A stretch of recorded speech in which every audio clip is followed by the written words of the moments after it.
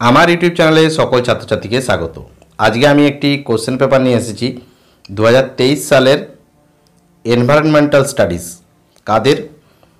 যারা নতুন সিলেবাসে বিদ্যাসাগর ইউনিভার্সিটিতে পড়াশোনা করছো। আবারও বলে দিচ্ছি, বিদ্যাসাগর ইউনিভার্সিটিতে যারা নতুন সিলেবাসে পড়াশোনা করছো তাদের 2023 সালে কী প্রশ্নপত্র পড়েছিল সেই প্রশ্নপত্রটি তোমরা একটু দেখে নেবে। এটি ফার্স্ট সেমিস্টারের একটি পেপার, ঠিক আছে। এটি আর্টস, সায়েন্স, কমার্স সকলের জন্য সেম সিলেবাস এবং পরীক্ষাও একদিনেই হয়, অর্থাৎ কোশ্চেনও কিন্তু এক। ক্লিয়ার?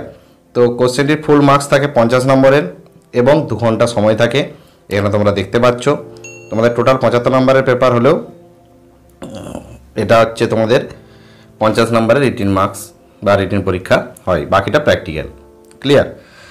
তো দেখে নেওয়া যাক সিলেবাসে কোশ্চেনগুলো কী কী পড়েছে। প্রথমে ইংলিশ ভার্সনের কোশ্চেনগুলো রয়েছে, আমি তোমাদেরকে দেখিয়ে দিচ্ছি। যাদের ইংলিশ ভার্সনের কোশ্চেন প্রয়োজন তারা দেখে নাও, আর আমি বাংলা ভার্সনের কোশ্চেনটা নিয়ে আলোচনা করব। তো ভিডিওটা ভালো লাগলে অবশ্যই একটা লাইক করে দিও এবং চ্যানেলে নতুন হলে অবশ্যই চ্যানেলটা সাবস্ক্রাইব করে রেখো। এবং এই পেপারের নোট কিভাবে পাবে বা এই পেপারের সাজেশন কিভাবে পাবে সেটাও আমি আমার চ্যানেলে বলে দেবো, ঠিক আছে। এই ভিডিওতে বলে দেবো যে নোট এবং সাজেশন কিভাবে তোমরা পাবে। এর আগে আমি একটি বিদ্যাসাগর ইউনিভার্সিটির এই সিলেবাসের উপরে সিলেবাস আলোচনার একটি ভিডিও করেছিলাম, সেটা যদি তোমরা না দেখে থাকো তাহলে প্লেলিস্ট চেক করে নিও, প্লেলিস্টে রয়েছে। তো আজকে আমি এই পেপারের কোশ্চেনটি নিয়ে আলোচনা করব 2023 সালে। তো আবারও বলে দিচ্ছি, এটি বিদ্যাসাগর ইউনিভার্সিটির পেপার। যারা বিদ্যাসাগর ইউনিভার্সিটিতে পড়াশোনা করছো তাদেরই কোশ্চেন কিন্তু। ক্লিয়ার? তো কোশ্চেনটির 3টে বিভাগে থাকে। প্রথমে বিভাগ ক, এখানে 20টি প্রশ্নের উত্তর দিতে হয়, 1 × 20। ক্লিয়ার?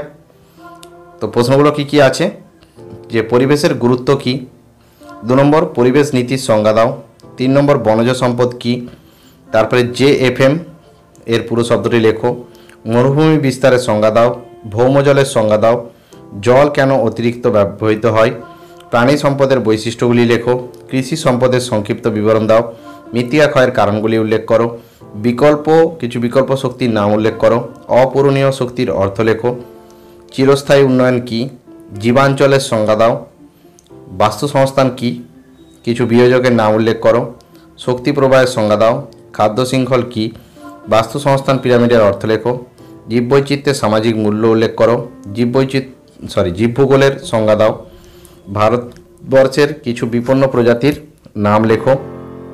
23 নম্বর থাকছে জীববৈচিত্র্যের যথাস্থান বহির্ভূত সংরক্ষণ কী, 24 নম্বর শব্দ দূষণের কারণগুলি কী কী, 25 নম্বর ভূমিধস সংগঠনের কারণগুলি উল্লেখ করো, CPCBর পুরো শব্দটি লেখো, REDD এর পুরো কথাটি কী, 2টি সংক্রামক রোগের নাম লেখো, বিপর্যয় কী এবং বাস্তুসংস্থান এর সংজ্ঞা দাও। ক্লিয়ার? এবারে আসছি 3টি প্রশ্ন, যে 3টি প্রশ্ন থাকছে 10 নম্বরের। ক্লিয়ার? প্রথম কোশ্চেন পৃথিবীর, এটা বিভাগ খ থেকে। ক্লিয়ার? বিভাগ খ থেকে 3টি প্রশ্নের উত্তর 3×30। প্রথম প্রশ্ন কি আছে, পৃথিবীর পরিবেশ সংকটের বৈশিষ্ট্যগুলি উল্লেখ করো এবং তাদের বিবরণ দাও, ভারতবর্ষের আদি অধিবাসীদের উপর বনচ্ছেদনের প্রভাবগুলি লেখো এবং ভারতবর্ষের জলসম্পদের প্রকৃতি ও ভবিষ্যৎ সম্পর্কে ব্যাখ্যা দাও, 4 নম্বর জীববৈচিত্র্য হটস্পটগুলির বৈশিষ্ট্য পুঙ্খানুপুঙ্খভাবে লেখো, ভারতবর্ষের প্রাণীজ সম্পদের পরিচালনায় ওয়াইল্ড লাইফ প্রোটেকশন অ্যাক্ট 1972 এর ভূমিকা লেখো এবং রামসার সাইট অবলম্বনে জাতীয় জলাভূমি সংরক্ষণের পরিকল্পনার প্রকৃতি বিশ্লেষণ করো। এই তোমাদের প্রশ্ন ছিল। এবার এই সিলেবাসের উপরে বা এই পেপারের উপরে যদি তোমাদের নোটের প্রয়োজন হয় তাহলে ডেসক্রিপশন বক্সে আমার একটা হোয়াটসঅ্যাপ নাম্বার দেওয়া রয়েছে, সেই হোয়াটসঅ্যাপ নাম্বারে যোগাযোগ করবে। আবারও বলে দিচ্ছি কিন্তু যে হোয়াটসঅ্যাপে মেসেজ করবে, আর নোট কিন্তু বাই পোস্ট পাঠানো হয়, কোনো PDF ফাইল দেওয়া হয় না, আর নোট পেড করে নিতে হয়। ফ্রি অফ কস্ট এই পেপারের নোট হবে না, ঠিক আছে। তাই ফ্রি অফ কস্টের নোটের রিকোয়েস্ট কেউ করবে না, আর PDF ফাইলের রিকোয়েস্ট কেউ করবে না। ক্লিয়ার?